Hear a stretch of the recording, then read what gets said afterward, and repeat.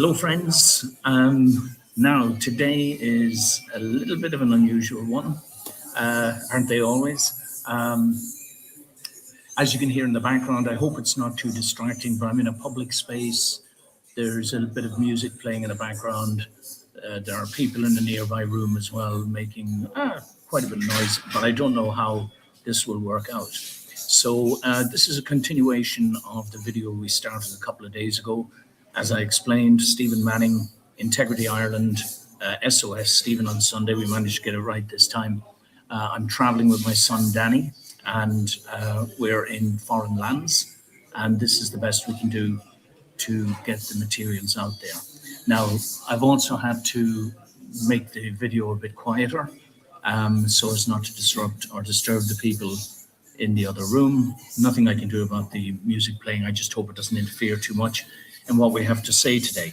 Now, in the introduction video, which we did a couple of days ago, we started with a clip of, let's see if I can get this to go. Yeah, a clip of Russell Brand. We're not going to replay the clip, sorry. But very simply, what he had to say, as you can see there, is if you don't yet realize that we are in a spiritual war, then you are on the wrong side. Or I think he might have said you are probably on the wrong side. I would 100% agree with that. I noticed in the comments on that short video last week, at least one person suggested that Russell Brand was, quote, controlled opposition. And apologies too for the lack of a tie, guys. This is rough attire, I'm afraid, on the move traveling. So, yeah, there was a suggestion that Mr. Brand and amongst others was controlled opposition. I don't think so, guys. And to put it very simply, I'll tell you why. Because the way that the system is going after him carries all the hallmarks of the diabolicals when you try to shine a light into dark places. It's they will come after a person's personality, their character, their business, their livelihood, their family. And one of the first things they attack people with is false sexual allegations. All right. So that's just my tuppence worth on that. But we're going to fly through what we've got to do today. I've got quite a bit. Hope we can squeeze it all in. And I can see somebody on board as well. Hello, Fawn. Hello. And we'll say hello to people as they come on board if we can. This slide was covered also in the earlier video. Very simply, 3 types of people. Now, I'm not saying this is absolute. This is a starting point to try and understand human nature and to try and understand what it is that's going on in the world today and how I can best position myself to be, frankly, on the right side of this holy war. But you have 3 types of people, basically. In the middle are the apaths, the people who really don't care for one reason or another. On the left, you have the empaths. These are good, honorable people who care about other people. And on the right-hand side, you have the sociopaths and the psychopaths. These are people, frankly, who do not care about other people other than when they're making profit from them or capitalizing somehow. All right. These are the people who are capable of great and horrendous and almost unbelievable evil. Unfortunately, those are the people, generally speaking, who are running the world today. I don't know if we got to this one last week, but the point I'm trying to make is that the previous slide is just the model. Okay, that's the sort of the base model to just for simplicities for the sake of simplicity to explain the 3 different categories of people.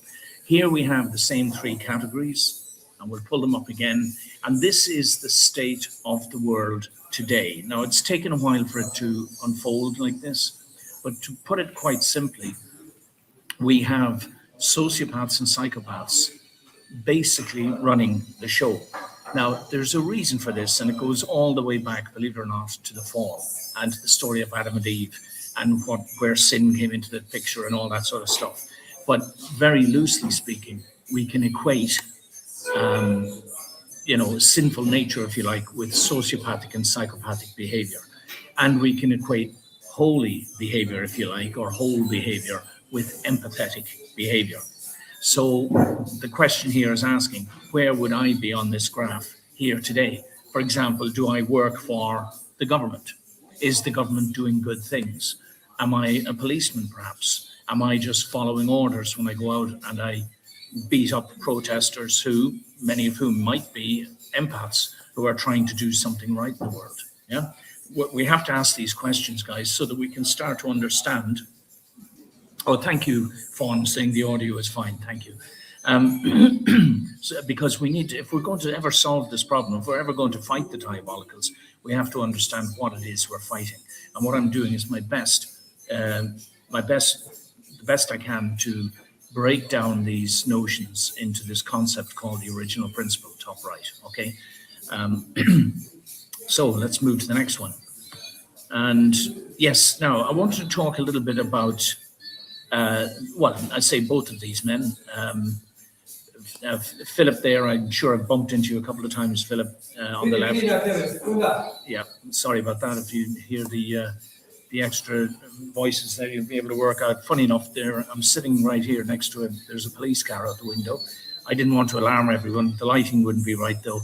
If I showed you the police car, you'd know where we are. But certainly they're not here for me for a change. As a matter of fact, he said hello to me this morning at breakfast.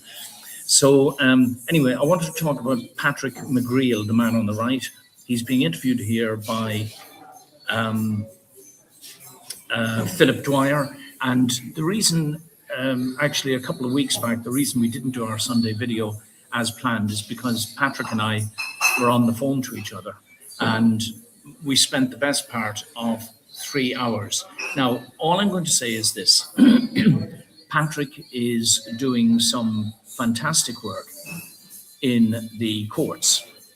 Now, what caught my attention, I hope I can explain this diplomatically. What caught my attention was that Patrick seemed to be doing stuff that I was heavily engaged in about 10 years ago. Going into the courts, confronting corrupt judges, trying to help other people negotiate, navigate what is really the legal franchise.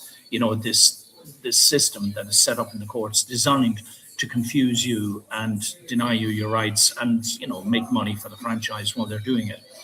And Patrick had started talking about prosecuting by common informer, okay? Now, the book on the right, as you can see there, the book on the right is The Criminality in the Irish Courts book.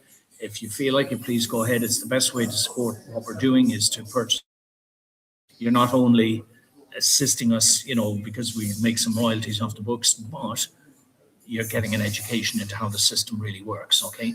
In that book, Criminality in the Irish Courts, we have named over 40 officials and office holders, over 100 officials and office holders in the Irish state. This is politicians. There's 40 judges named in there, for example, and the crimes they've been committing on a regular basis. I mean, it's how they make a living. It's all a big lie, friends. So if you get a chance, maybe have a look in that book and you'll understand better what we're talking about. But to give credit to Patrick, he's doing an awful lot of very good and necessary work. Now, I'm going to say something here that might seem a little bit odd, right? I'm going to say, first of all, that we need to be involved in the battle against the diabolicals. And the diabolicals are largely the people of sociopaths and psychopaths who are running the show. Highest number of them are the CEOs of international corporations. Second to that is the legal profession. Interestingly, the sociopathic and psychopathic professions are the ones with the highest percentage of sociopaths and psychopaths in them, tend to be the highest paid professions. And in the opposite, we've got the nurses going on strike now, haven't we? They're very high up on this, on the empathetic scale. And wouldn't you know it, they are getting paid the least. So we have a society that seems to value, you know, in inverted commas, certainly in financial terms, values sociopaths and psychopaths over empaths. Clearly, there's something wrong with that, especially when you equate sociopathy directly with evil and empathy directly with good. All right, maybe an oversimplification, but please, you know, please look into this. Bear with me. Look into the original principle, and it'll all start to make sense. So the point I'm trying to make is that it is hugely important that we do not negate our responsibility to get involved in, let's call it the fight. But this is not a fight of violence. This is not a fight of bloodshed, although Lord knows anyone would be forgiven for saying it's time to pick up, the pitchforks and have at it, because these diabolicals, these sociopaths and psychopaths in high places, the governments, the politicians, the senior police, lawyers, the oligarchs and the super rich people that are pulling the strings, the cabal, and of course there are exceptions to every rule, but we're not going to defeat them by becoming the monsters that they already are. That's an oxymoron, obviously. I mean, that's just repeating the cycles of history where you have one bloody revolution replaces all the bad guys with a new set of ostensibly good guys, but because the system itself is diabolical, even the new guys will get corrupted in time. And then you have another cycle of bloody revolution. This is the story of human history, and it's got to change. And I believe we're entering a time now where enough people are waking up to the reality that we're all living a huge lie that is being foisted on us by the diabolicals. And we have to, first of all, understand that. Once we understand it, then we can start thinking about some rational, good ways of disempowering these people, separating from them, disengaging from them, stopping funding them, stopping voting for them, stop working for them. Like I said before, if you're married to one, yeah, sorry, that was my son Danny, and the cacophony of noise here. It's all right. No, it's fine, Danny. No problem at all. So the point I'm trying to make, guys, here, and I must push on. The point I'm trying to make about what Patrick is doing is that he is actively engaged in the fight. But there's an interesting point to make here, right? Now, I'm going to make a prediction because he got into a fracas in the courts a couple of weeks ago with the now infamous Michael McGrath, Garda Michael McGrath, who has committed so many violent assaults on the public without ever being properly held to account. I had him charged with a violent assault back in, I think it was 2016, 17, and they threw me in jail to stop the prosecution going ahead, him and 3 other guards, This is what they do. So I'm going to make a prediction. If you think, and anybody who's watching what Patrick is doing, if you think a win equals Patrick walking out of the court to a round of applause and all of these diabolicals hanging their heads in shame as a decision is made in his favor, that's not the win that is going to happen, guys. The win here is in standing up to these people. It's in exposing them. This is the diabolicals, right?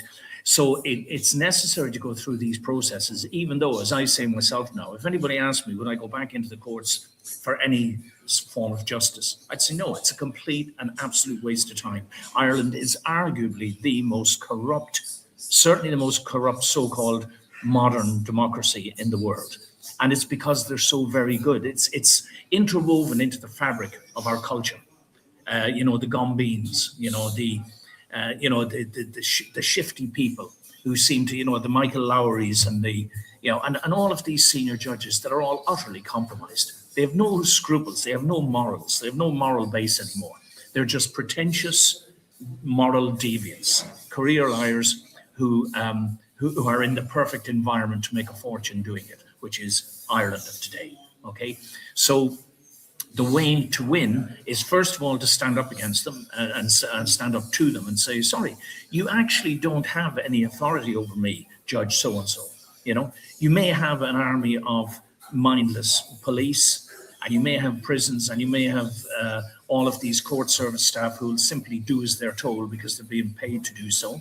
But I know, and you know, that they're all, at one level or another, they're all on that sociopathic scale. They don't deserve my respect. They certainly don't deserve my obedience. Yes, I might get thrown in jail for it. Yes, they might come after me. Yes, they put algorithms on our posts to make sure fewer and fewer people see them. But the point is, we have to confront them. It's about moral courage, guys. It's as simple as, if somebody is a known thief, and they say, "Oh, can I come and stay at your house, Stephen?" Well, who's the fool if you say, "Yeah, that's fine," and then money goes missing? Yeah, So why do we keep on showing deference and respect to people that, in that book, Criminality in Irish Courts, exposes 100 of them as being absolute, categoric, chronic criminal deviants. Why do we keep showing them respect? We've got to stop it. Anyway, some of the slides are going to be take me by surprise, but let's keep bumping ahead. So Patrick's doing a lot of good work. Please pay attention to what he's saying, what he's doing.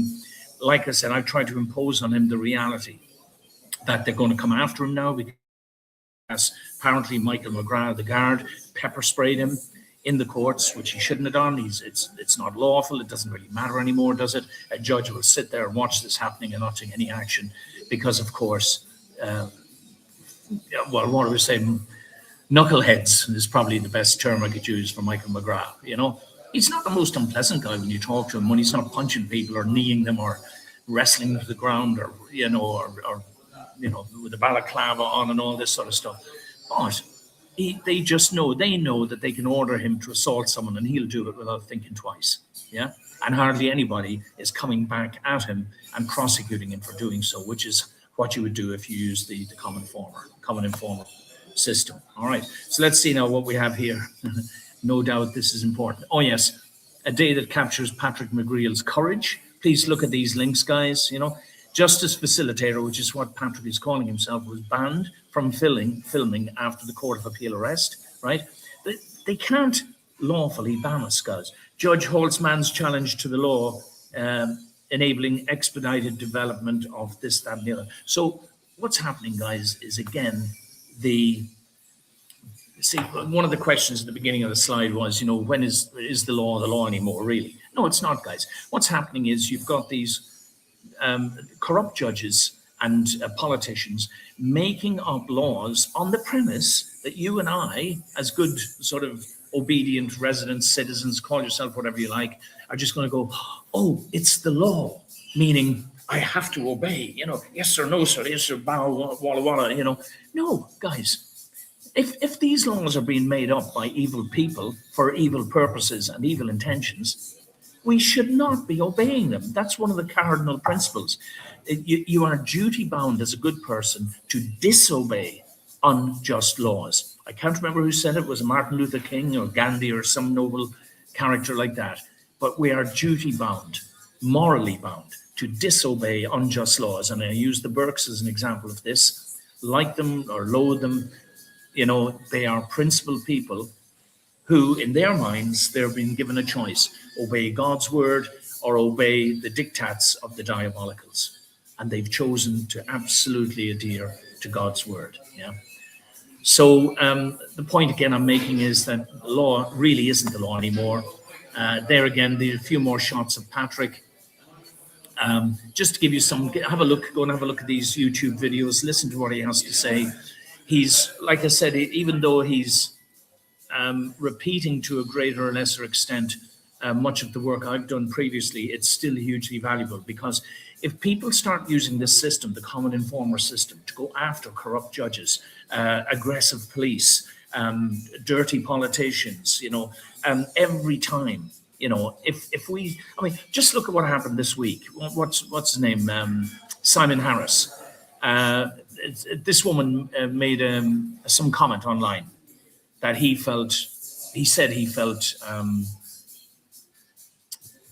scared by or intimidated by or whatever it was, right? Okay. All of a sudden, she's already in court. She's already being charged. She's already facing months in jail for, you know, making a comment online that made Harris feel threatened. Now, I went to the Garda station myself 2 weeks ago and reported some individuals who had reported that I was in the special forces murdering Irish people back in the 80s, right? Total lie. But I found out who they were. I went into the Garda station, quoted the Simon Harris example and said, right, will you please do something about these people? Here's their names, here's their addresses. I want this material taken down. Well, I'll tell you what now, guys. The guard, a man called Alex from Clare Morris. All right, we'll have more on this next week. You know, hello, Louise and Lizzie. Nice to see you, Lizzie. Yeah. Yeah, I went into the Garda station in Clare Morris, made this, gave in a statement, a comprehensive statement of, you know me, all names and addresses of all the people involved. There was 4 individuals, and this guard, Alex, said, I'll call you back at the weekend. And when I said to him, well, look, he was saying, well, what's it all about? I said, well, if you look at the link, you'll see I'm not going to be looking at any link, he said. Now, hold on a minute, you're a flipping public servant, aren't you? I'm bringing a criminal complaint to you. I've told you that it's along the same lines as the thing that was served on Simon Harris. Are you telling me that just because Simon Harris is a corrupt politician and just because I'm an honest member of the public, that he's going to get favorable treatment and you're going to completely ignore my complaint? That's literally what has happened. So, Alex, I hope you're watching this because I'm going over your head, sunshine.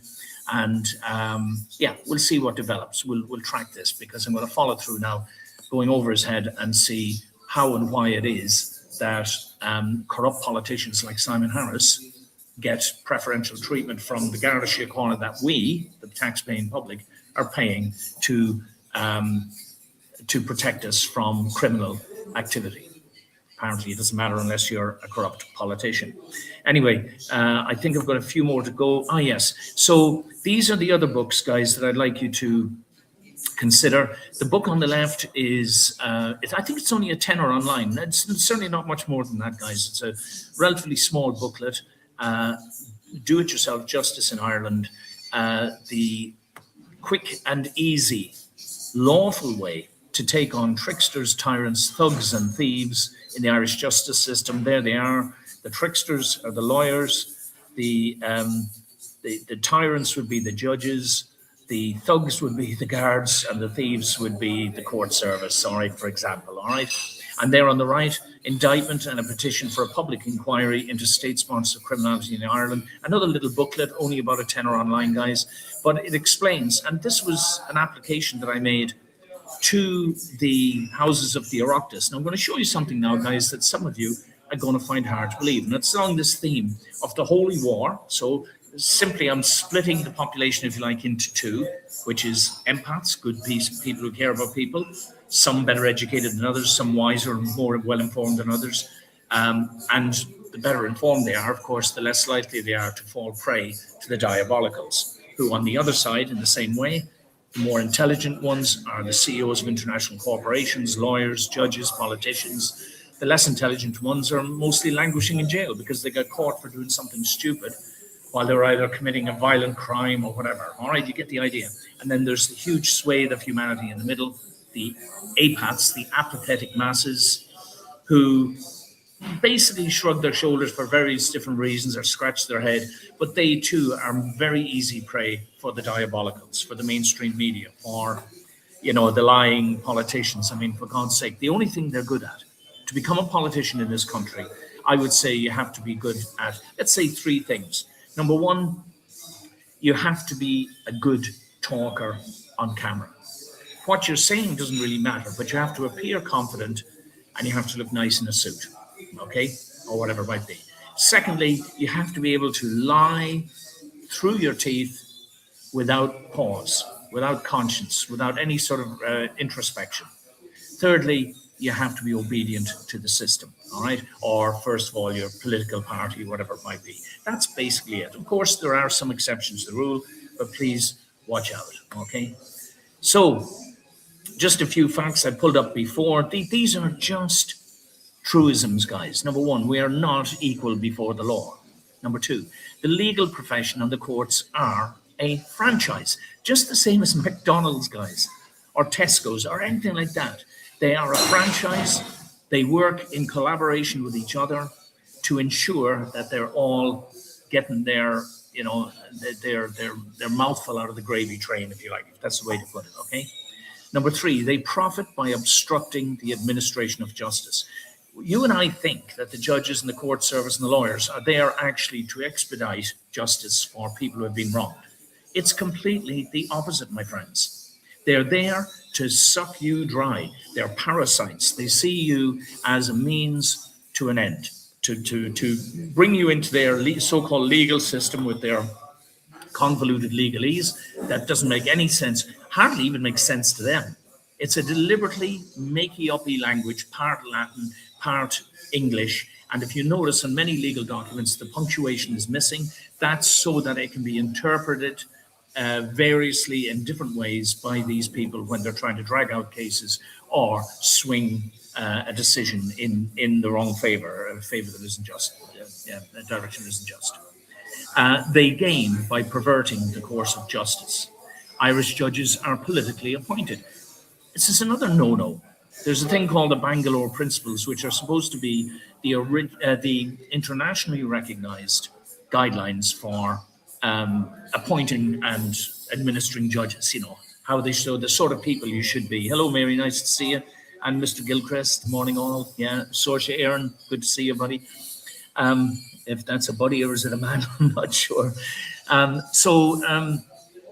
Yeah, our judges in Ireland are politically appointed. You don't get to become a judge unless you're in the good favours of one of the major political parties. Simple as that. You watch what happens at the end of a cycle, of a political cycle. All of a sudden, there's a rash of new judges appointed, so that the outgoing, especially the outgoing political party, is lost to the competitors, so that they have their buddies in place to do their bidding, even whilst the judges very pompously declare, oh, I'm independent, you know. I have no political affiliations. Since when, Judge? Oh, since the day I got appointed a judge. Oh, really? Yeah, we believe you. Thousands wouldn't, you know. The law is a government-sponsored tool of control. If you don't know that by now, guys, then, you know. I know you'd say, well, what do we have in its place? That's what the original principle is all about, guys. The law is structured to serve the interests of the cabal. And that means the interconnected elites, all the people that work for them, the toadies and lackeys of the system, all of the people who say, ah, sure, you've got to make a living. Ah, sure, I'm just doing my job. Ah, sure, I'm just driving the train to Auschwitz. Remember that? Okay. The law is a perverse parody of transparency and accountability. There are no effective remedies to judicial corruption in Ireland. Even after they set up this judicial council a couple of years ago, they appointed a guy called Kevin O'Neill, who was previously a senior pompous ass of a registrar up in the High Court. I remember once we went to him with a complaint and we said, someone at your office is doing X, Y, and Z, you know, obstructing our paperwork and all the rest of it. And he says, yeah, so. I said, well, we'd like to know who it is because we're going to take a prosecution against them. His response was, it's enough that I know who it is and I'm not telling you who it is. So this is the guy they've got now in charge. He's the secretary to the Judicial Council. He's also the gatekeeper to any complaints made about judges. And I think, was it last year or the year before? I think there were 33 registered complaints got past him and 32 of them had been thrown out, largely on his decisions. Yeah. So, you know, and the overriding objective, which is that court cases are cost effective, efficient and fair, which applies in England, or at least in paper it does. It's exactly 100% the opposite in Ireland. They're costly, not cost effective. It's as costly as possible. Efficient, no. Drag it out as long as possible. And fair, absolutely not. Completely unjust. Again, guys, I hope this is helpful to some people. Okay, we must know the truth and we must speak the truth. Right, what's this one? I'm being taken by surprise here. Oh, yes. Oh, this. Okay. The parliamentary rules of the House of the Oireachtas. So let's say, this is the committees, all right, up at the Houses of the Oireachtas. Now, for those of you who may be watching in and look, basically the way the government works, or some parts of the government, they have these committees made up of different politicians. You know, 8, 12 people in the committee, whatever it might be. And cross-party, they call it, you know, whatever. So there's a mixture of politicians from different parties on these committees. Now, they will promote themselves saying, oh, look how democratic we are. And they have schoolgirls, for instance, coming in, raising some issue, and they all study it, and the schoolgirls are applauding them on video and saying, oh, we didn't realize that they were so approachable and so on. Okay, well, when I approached them with my indictment booklet and with the Criminality in the Irish Courts project, which before it was a book, was an application to the Justice Committees to look into corruption by Irish judges in particular, right? First of all, they lied to me. Now, the point I'm trying to make here, I'm going to show you something that I'm sure many of you are going to scratch your heads and say, surely this can't be the case. And we're talking about the law again. How real is law anymore? How real is it? Okay. So you have these justice committees. Let's bring this back up. I'm not sure which order this is coming in, guys. So the parliamentary rules, okay? The Constitution allows each house to make its own rules, right? So it's law. These rules are law. the laws that govern how they operate, okay? These are known as standing orders. The standing orders of the Seanad are enforced by the Cathaoirleach and so on and so forth. Excuse my Irish pronunciation. So, okay, so they're saying the committee shadows the Department of Justice and considers policy in the fields of justice, security, and the rule of law to ensure that Irish society is safe, secure, just, open-minded, and impartial. Lie, lie, lie, lie, lie. All of it, guys. And I'll show you why. Watch this. So, when I sent in my reports and my books, first of all, they lied to me. Okay, as a matter of fact, I'll pull us out of this just for a moment. I'll just reduce it for a second. I'll come back to it in a second. So I made an application to the committee, and this is after going to the European Court of Human Rights and finding out that they were colluding with the Irish Court Service to stop applications that will embarrass the system getting through. So I went to them and I had this absolutely nailed down. By that, what I'm saying is, on paper, there was no way out of this. The committee had to look at this issue and had to basically start firing judges, somehow impeaching them. But instead of doing that, the clerk, a fellow called Alan Guidon, I can't find a picture of him anywhere. You'll often find these senior civil servants. They have no internet footprint anywhere because they're hiding. They don't want anyone to know who they are, even though they are some of the most powerful and authoritative figures in the country. They sort of, you know, the politicians can't run the thing without them, and they know this. And a lot of them are getting paid even more than the Taoiseach. And these are sort of senior civil servants. This Alan Guidon fellow, I pressed him and I said, have you put my matter before the committee? And it was a proper formal application, followed all their rules and procedures. And he said, oh yes, he said, the committee sat and considered this matter on such and such a date and have decided that there's nothing further to discuss. And I thought, is that an answer? Can you get away with giving me an answer like that? So I went in, and unfortunately for him, I suppose he didn't expect me to do this, but I got the minutes of that committee meeting. And at no point anywhere in that meeting was my application discussed. So this Alan Guidon fellow was lying to me. All right, there's the first problem. He's the clerk to one of these Dáil committees, all right? Very senior civil servant, supposedly answering to all of those justice and truth and that Irish society is safe. It's all lies, my friends. So then I wrote back to him just the once and I said, right, Sunshine, you've lost your privileges. You've lied to me. I don't deal with liars. End of. I don't deal with you. And you might say, well, what do you do then? I went over his head and I wrote to every single member of the committee. And I think some guy ironically called Lawless was in charge, some TD anyway, or appropriately called Lawless. And I wrote to each one of the TDs and I said, right, here's the situation. I'm not talking to your clerk anymore because he's a bloody liar, right? He's lied to me. He told me that you all sat. Now, first of all, I want to know what you guys are going to do about him. Are you going to fire him and replace him, get somebody there who's telling the truth and doing their job properly? Secondly, I want you to tell me, each one of you as individuals, to tell me that when you've discussed this matter, what your outcome is, and I want a proper answer because I want to publicize it. I want to tell the public. This is the response I got, my friends, and I hope you're as shocked as I was, all right? Look at this. This is their revised acts. That's what I'm talking about, makey-uppy rules, right? Number 4, revised acts. A document given to a committee by a person who is not a committee member, such as me, shall cease to be a document of the committee under subsection 2A if the committee so decides. And then Alan Hannon, or there he is, sorry, Guidon. Was it Guidon or Hannon? Oh, I may have said the wrong name. I hope not, anyway. If I have, they're all in together anyway. It doesn't really matter.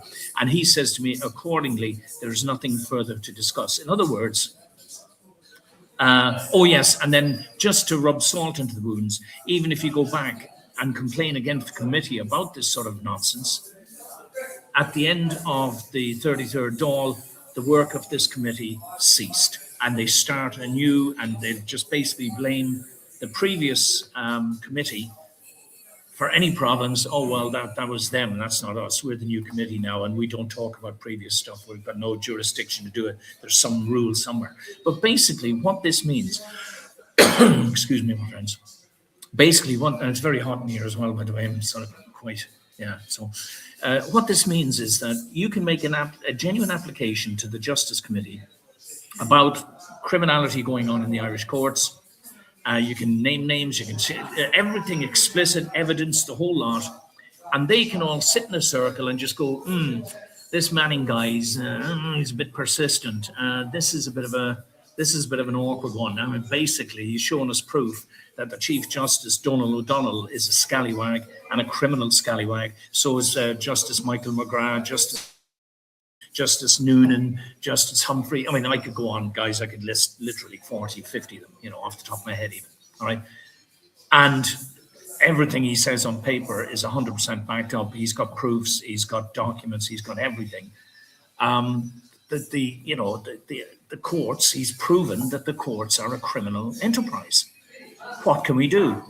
I have an idea. Section 4, subsection 2A, if we all vote that this document has ceased to exist, then we don't even have to talk about it anymore. Hands up. Yes, yes, yes. Everyone votes. And that was it. And that was the end of it. Guidon or Hannon or whatever his name was, wrote back to me, even though I told him I wasn't interested in hearing from him again. He said, and you could always sense the sneering, smug, oh, well, your documents, your application to the committee has been voted, it's ceased to be a document before the committee on the say-so of the committee, and therefore there's nothing further to discuss. Tatty bye, Mr. Manning. That's what you're up against, my friends. Liars, career liars, and moral deviants. Okay, we're definitely not going to get through everything today, but I hope to get another one just before Christmas. We'll finish this off if necessary. All right, so here we go, guys.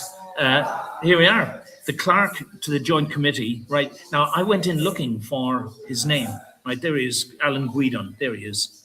I think I wrote Hannon, but it's Guidon, as you can see, right? So that's his name, Alan Guidon, and he's coming back to the new committee. So he could deal with questions pertaining to the previous committee because he's the head of the next one, okay? But when you go looking for him online, he's not explicitly mentioned in the available results. Why not? You put it in. What's the name of the clerk to the Joint Justice Committee? It doesn't come up on Google, guys. You've got to go hunting for it, okay? So anyway, that's the point I'm trying to make. They're hiding. Of course they're hiding. If anybody has a photograph of Alan Guidon, please send it to me, and we shall put his no doubt handsome, well-fed face up in lights for Christmas. All right. So if you have it, please let me know. We've got to be brave, guys. I used to being over direct, uncompromising, and yeah, I agree, absolutely. How much leeway do you give evil? How much? Oh, well, it's not polite. That's why they insist on having good manners in the courts, because it's one of the veils that prevents you from expressing your frustration and your anger. As soon as you raise your voice, it's like, oh, no, we can't have that in here. No. Remove so-and-so, remove. It's all pretense, guys. It's all theater. It's all lies, okay? So that's what you're up against when, and people like Mr. McGreal, Patrick McGreal, is going to eventually run into these people. So here he is. He's been a supposed public servant for over 30 years, found in there on, principal clerk up at the door, Surely the public should know what he looks like. I hope you all agree, yeah? Somebody out there must know who he is. They must have a photograph of him. Please send it to us, all right? And make sure it's the real guy, of course, because we don't end up being sued for putting up Patrick the butcher or something and accusing him of being a criminal politician or a toady to the politicians, So now who's this? Oh yeah, this is the Lawless fella. I mean, it is funny in a way, isn't it? James Lawless was the chair of the Joint Justice Committee. Now, why have I brought this up? Now, if you're, he was working with Guidon. Okay, there's another, but as you can see here, the Irish Council for Civil Liberties, right? I want to say something about this because it was only on the news last night. The tasers now. Guards are being issued with tasers. Very bad mood. They're already far too eager to stick the boot in and use the batons. Part of the reason why so many of them are leaving the force is the decent ones are leaving. And you're being left with a glut of either compromised, trapped, or active sociopaths who just love being violent and love the power that they get by putting a uniform on. It's no way to run a so-called Guardians of the Peace organization, is it? You know, and respect, of course, I know a lot of guards, and a lot of them have been decent and reasonable with me down the years, and I'm not going to deny that. But you're in an organization very much like being in the army. You know, you're a murder machine. In this, you're a corruption machine. You're there to protect the interests of corrupt politicians. And there's a reason, guards, why if you join and guard a Síochána with, genuine ambitions to do well, you can only get promoted to the rank. Now, I believe it's inspector. Yeah, I think it's inspector. You can go from Garda to sergeant to inspector under local governance, or, in other words, your local superiors can promote you. But when it gets past superintendent, you have to be politically sanctioned. All right, sanctioned meaning approved. Okay, so the Garda commissioner himself can't even promote people beyond the rank of inspector. It's all done politically, and you wonder why. And Garda Síochána is so irredeemably corrupted. Yeah. Even the decent people are, like we've said many times, if you meet a middle-aged guard and he's still either a guard or a sergeant, there's only two possible reasons for that. He's either incredibly stupid, too stupid to be promoted, or he's honest. Remember that, guys, all right? I presume on the second one, okay, because that's usually the case. They're honest and they're not going to get promoted into the top ranks because they cannot be relied upon to be a buffer between the evil mongers and the rest of society. So here he is. So what am I saying about Irish Council on Civil Liberties? Okay, so they're in the news, coming out and making broad sweeping statements against the issuing of tasers to the guards. Now, why am I making a point of this? Well, I'm making a point of this because the Irish Council of Civil Liberties, although it claims to be independent and everything from the government, is funded by the government. All right. The reason they're out there shouting about, oh, this is terrible, the guards can't have tasers, because at first I scratched my head and went, well, the reason they're saying it is so that you don't have to. All right. We are now led to believe, oh, there's some organization there representing our best interests that is representing our best interests and denouncing this move by the government to issue tasers to the guards. So we don't need to say anything. Trouble is, it's absolutely owned, controlled, and run by the Irish government. Where we go. Who's this guy? Oh, yes, Liam Heffernan. Okay, hello, Liam. Oh, sorry, wrong name. My apologies. Actually, I do know a Liam Heffernan, decent man. My apologies, Liam, if you're listening. This is live, so I can't undo that bit. Liam Herrick, my mistake. My big mistake was in the back of my mind here. Liam Herrick, okay. Now, let's just have a look. He's the guy in charge of the Irish Council of Civil Liberties, okay? This guy in the past. Another fraud, guys. He's an absolute, when I say a fraud, he's foisting himself, presenting himself to the people and the organization he heads up as an independent. We'll hold government to account and we'll make, and it's all, again, it's all lies. They're funded by the government, well, by the taxpayer, all right? So let's just see why I'm saying this. Well, and who is this Herrick fella? Previously, he was the head of the Irish Human Rights and Equality Commission, right? So he's appointed executive director of the Irish Council for Civil Liberties. Hold on a minute. So what's the Irish Human Rights and Equality Commission? Well, it's the same thing that used to be called the Irish Human Rights Commission. And guess who was in charge of it then? This same guy. And as I've said here, he was also an advisor to President Michael D. Higgins. Yeah? Then he was executive director of the Irish Penal Reform Trust. Why do you think he's in charge of the Irish Council of Civil Liberties? Is it because he actually holds, or is it because he's a toady and a lackey and a patsy of the government? An all too typical insider being misrepresented as independent. There he is again, guys, just making the point. How are we doing? About 10 minutes left. He was the first head of legislation and policy. There we are, making up rules and laws again at the former Irish Human Rights Commission, as well as with the Law Reform Committee and the Department of Foreign Affairs. He's an absolute insider, guys, you know. Look at it here at the bottom, you know. Mr. Herrick's selection by who? By who? By ministers, by the politicians, just like the senior ranks of the Garda Síochána, you know. Following, following what? A public appointments process. So what was this public appointments process? Oh, Liam, we've got a job for you. Yeah, sure, thank you. And belatedly, then they'll put ads up or something to make it appear that there was some sort of a competition, you know? So he now has to be approved by the Oireachtas before his formal appointment by who? Oh, his previous buddy, Michael D. Higgins, who he used to be a personal advisor and assistant to. It's a joke, guys. It's an absolute farce, okay?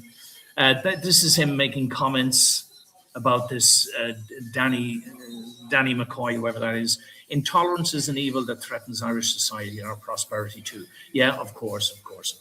It's just, they're there to make noises, to diffuse public anger and disquiet, you know? And then somebody else has made a comment here. Yeah, the same IBEC. So, you know, so at the top there, Herrick says, this is a great piece by Danny McCoy of IBEC, the Irish businesses and something or other. I'm not quite, I've forgotten it, I'm sorry, about leadership and the diversity and equality. And this is hugely important.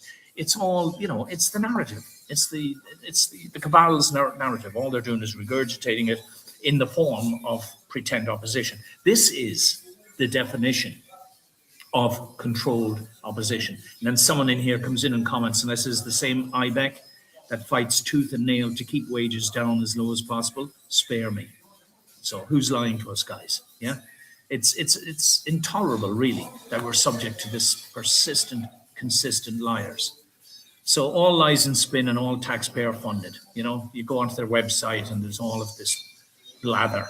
They're all toadies and lackeys of the system, all on the gravy train, all doing as they're told. You know, I said here, you know, we want to make sure that we are effectively holding the state to account. And I've written on the right there, yeah, they're comedians too. They obviously think we are all stupid. Okay, next one. What are we doing? Okay, guys, so we'll just keep going this on. Now we're back onto the Burkes. I've talked about these before. Oh yeah, I've got a clip here, guys. And I want to make a point here. Let's see, is this? Yeah. Yes, I'm going to play a clip of the Burkes here, a short clip, where they're just making the point that they don't lie. And that's the first sign of people who are, you know, drifting towards the dark side. How often and how easily and how frequently do they lie? Yeah, the Burkes do not lie. It's one of the things that puts them absolutely over on the righteous side, even if you find that righteousness somewhat irritating, you know. But they are absolutely positions them in the right column, if you like. They are involved absolutely in this holy war, and they're absolutely on the right side of it.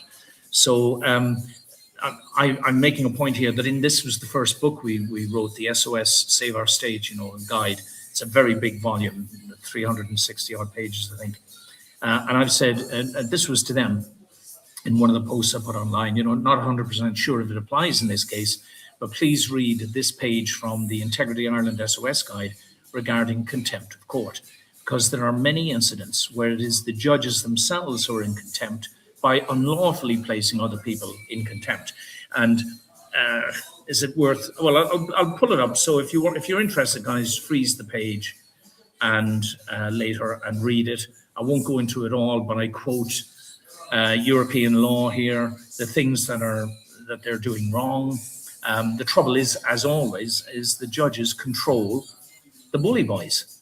You know, they control their administrators, all of the court service staff who will do their bidding and can mangle the paperwork or disappear stuff or alter it and change it. The amount of times we've seen this happen is unbelievable. And of course, they control the guards who at a nod will just leap on people and start beating them up, spraying them with mace, giving them punches in the kidneys, all typical Michael McGrath stuff, I'm afraid. So there's the first one, and there's the second page of the same information. So anybody who's being accused of contempt, please look at those two pages and confront the judge, because judges officially cannot be, if there's an original, non-original, there's a principle in law that says a judge cannot be the arbitrator in a case involving himself. It's common sense, isn't it? It's like, I'm playing soccer with a team and I'm also the referee. It's just ridiculous. But there are rules about contempt of court, and a judge cannot find somebody in contempt of an action that is committed against himself. It has to be given to another judge to make that decision. And a lot of these loopholes are being completely ignored in their race and their hurry and their rush to crush the Burkes and silence them any way they know how, usually by inventing false laws and then using the toadies, the lackeys, the monkeys, and the thugs to enforce it. Lord, I see we've got a few minutes left. Yeah, this is where we have the little video clip, if I can bring it up. Yeah, it's short, but it's, again, they're just making the point that they do not lie. And I'd like you to listen to this, please, guys, and let's see if I can bring it up here. Taken almost instantly, forcibly ejected from the courtroom. Roughly ejected from the courtroom. Now, the purpose of today's hearing in the High Court was to deal with those issues regarding the lies, the slanderous and scurrilous statements that Mr. Justice Brian Cregan had said about Enoch Burke. He said, for example, that there were affidavits that the pupils and the teachers of the school had sworn, stating that Enoch was a potential danger to them. No such affidavits existed. Other slanderous statements were made. Yeah, where are those affidavits? If they existed, why aren't they being produced in evidence? Why aren't they discovered, as they say, So this is a Justice Brian Cregan, a High Court judge, lying through his teeth. And what did we say earlier? The mark of a diabolical is the lie, first of all. Citizens of this country, without opening their mouths, are being removed from the courtrooms. And this is by Judge Cregan, his direction, his order. Yeah. And this Judge, Brian Cregan, just spent 20 minutes today, just as far as I'm concerned, telling a lot of lies about my son and seemingly getting away with it. My son doesn't lie. Now, lies are mentioned a lot. This is what I want people to pay attention to. She just said it simply. My son doesn't lie. What a wonderful thing to be able to say. I remember listening to a radio program a few months ago, maybe a bit longer than that, and some clever dick commentator in the Irish radio announcing to the whole nation that apparently everybody in the country lies at least, I think it was 30 or 35 times a day. And there might be small lies like, how are you? Oh, I'm fine. It's not a lie, is it? That's a nicety. That's a pleasantry that you exchange with somebody in order not to waste their time. I tend to do it as a joke. Someone says, how are you? And say, well, actually, I got a little bit of a pain in my backside this morning, or whatever it might be, right? Big toe is hurting me, just for a joke. And then people go, well, did I just ask you how you were? Yeah, you did. I was about to tell you, but you want to go on your way, But it's a little sort of a jokey way of pointing out to people that there's a lot of things we do and say every day where we're casually being not necessarily deceitful, because when you're being deceitful, or at least a person with a conscience does. Most of these people, these sociopaths and psychopaths, are people absent a conscience. A lie is just a means to evade accountability for whatever other evils they've committed. But to be able to say it, I remember hearing that radio show and they said, we all tell about 30, 33 or 35 lies a day. And my immediate reaction was, well, I don't. Certainly not consciously. I don't. How many other people feel this way? So they're trying to normalize the fact that, everybody tells lies and it's nothing to it. There is something to it. If you're deliberately lying, like this Judge Cregan, you're positioning yourself as a diabolical. You're lining up with Satan, as simple as that. He's the father of lies, the master of all lies. Let's see what else they had to say. In his ruling today, Yes. lies. Yeah. My son was brought up in a Christian family, and one of the main things he would never be tolerated in our home was lies. So my son does not tell lies. Excellent. All right, so we'll pop them out of there. We're down to our last few minutes today, guys. There's going to have to be a third part, because I want to talk about the votes on the abortion bill, and things like that. We'll definitely do that. We're still on the move, but hopefully we'll be in a location where we can do part 3 before the Christmas, because I'd prefer to do something lighthearted, a little bit more lighthearted for Christmas, if we can find something, maybe something appropriate to do with the birth of Christ and what it really meant and how it really happened. So where's our I think it was this one, is our slides. Oh yeah, and this is Cregan here. That's him. Look at him, the grinning, smiling liar. Yeah, also in one of these secretive Freemason organizations, So yeah, got no time for you either, Cregan. You're a disgrace to your profession. You're a disgrace to the citizens of this country. You're a liar. I tell you what, if ever I was in your courtroom, I'd simply say to you, I'm not dealing with you. No more, and again, I'm not comparing myself, of course, in this matter, but I did make this point before. If you look at the way that Jesus handled himself when he was brought to court, do you remember? He's brought in front of Pilate, and he's accused of blasphemy or whatever. Jesus's reaction is not to engage with them. He stands there quietly. I think on one occasion he answered and said, "Are you the king? Are you the Son of God, or whatever? Are you the King of the Jews? Or are you the Son of God?" I think it was the King of the Jews. And all he says is, "Well, you've just said it. You've just said it." And apart from that, and I know it ended up with him getting crucified, and shocking and awful, and whipped and scourged and tortured and all that. And it's terrible, absolutely shocking. But that's the truth of the matter. The truth of the matter is, if you don't play their game, they're going to come after you. We've got to change the game, my friends, okay? We've got to change the game. And we start by recognizing the lie and all of its insidious and establishment forms, and bit by bit trying to decide to ourselves that we're not going to be part of it. And when we do part 3 of this, guys, we'll go in and show some of the solutions to disengaging from this system, so that we can all at least aspire to want to be true, goodly or godly people, if that's the way you want to put it. Which doesn't mean boring, by the way, not at all, right? But it means that we can actually, instead of just saying, "Oh, sure, what can you do? We're all subject to these laws, and there's more of them than there is in us, or they've got the power. What can you do? I can't be thrown in jail because what will happen to my family, whatever." I've been through all this, guys. I know what it's like, okay? Watch Patrick McGreal and see what happens. And finally, I think I'll finish on this one probably, guys. So then this Cregan fella, now think of what they've done already. They've already had him in jail for over 500 days. He's back in jail again now over Christmas, right?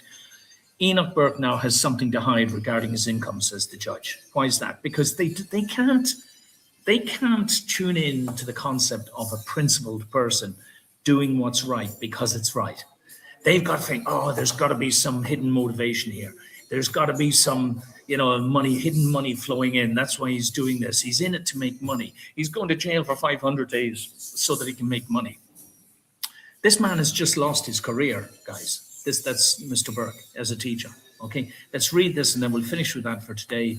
In a ruling given on Tuesday in response to Mr. Burke's complaints about his choice of words in a previous judgment, Cregan said, "This case is exceptional." Why is it exceptional? Because Mr. Burke has made a calculation that it brings him notoriety and his 15 minutes of fame. It could also be because he and his family wish to make money from this campaign. I note in this regard that Mr. Burke has refused to comply with a number of court orders directing him to furnish an affidavit of income and expenditure. I wouldn't either, Mr. Cregan. If you ordered me to do something, I'd say, "I'm sorry, to comply with your order would be to comply with criminal activity. Go and take a long walk off a short plank." Maybe Brian Cregan has something to hide about the way he earns his taxpayer-funded lifestyle, where in fact they are earning over 3 times more than the average judges in the European Union. We'll continue with this shortly, guys. We'll say goodbye for now. Are you ready, Danny, to move on to our next leg of the journey? God bless everyone. Hi, Noonsflower, Adrian, and Giro Balans. God bless you all, guys. Talk soon.